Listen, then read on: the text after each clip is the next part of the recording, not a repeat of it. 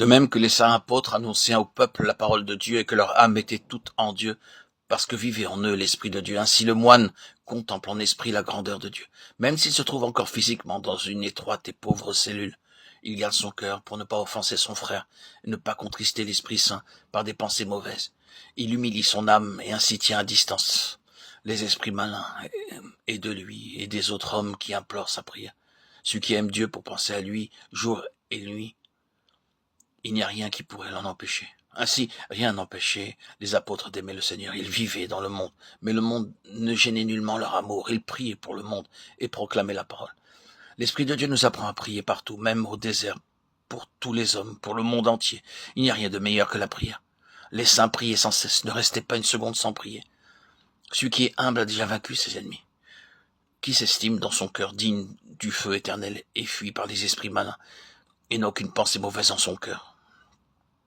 Mais son esprit et son cœur reposent entièrement dans le Seigneur, qui a connu l'Esprit Saint et par lui s'est revêtu d'humilité et devenu semblable à son Maître Jésus-Christ, le Fils de Dieu.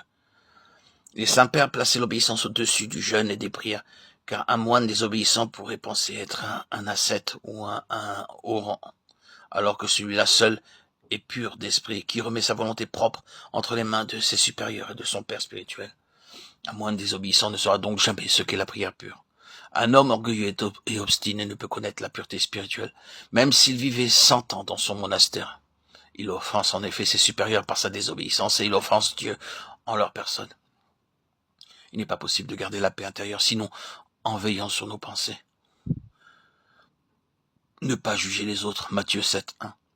Bien souvent, nous parlons de ce que nous ne connaissons pas ou de ce que nous connaissons mal, alors que peut-être ce frère est spirituellement semblable à un ange.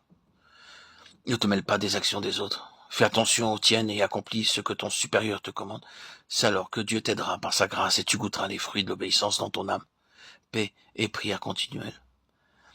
Efforce-toi d'atteindre le bien, mais commence par mesurer tes forces. Cherche à savoir ce qui est utile pour ton âme. L'un y parvient en priant davantage, l'autre en lisant ou en écrivant. Tout ceci est nécessaire, mais il est préférable à l'âme de prier sans distraction. Et plus précieuses encore sont les larmes. Chacun s'adonne à la grâce que Dieu lui donne. Dans la vie commune, nous perdons souvent la grâce de Dieu parce que nous n'essayons pas d'aimer notre frère selon les commandements du Christ. Jean 13:34. Si ton frère t'offense, et qu'en toi monte peut-être une pensée mauvaise. Si tu le condamnes et que tu ressentes peut-être de la haine, tu sentiras que la grâce pénètre plus difficilement dans ton âme. Exerce-toi donc par la paix de l'âme à aimer même celui qui te calomnie et à prier aussitôt pour lui. Demande à Dieu de toutes tes forces le don d'aimer tous les hommes, puisque le Seigneur a dit « Aimez vos ennemis » Matthieu 5:44. Si nous les aimons, nous ne pouvons pas goûter la grâce divine. Et si par contre, notre amour déborde pour nos ennemis, nous recevrons des grâces sur grâce.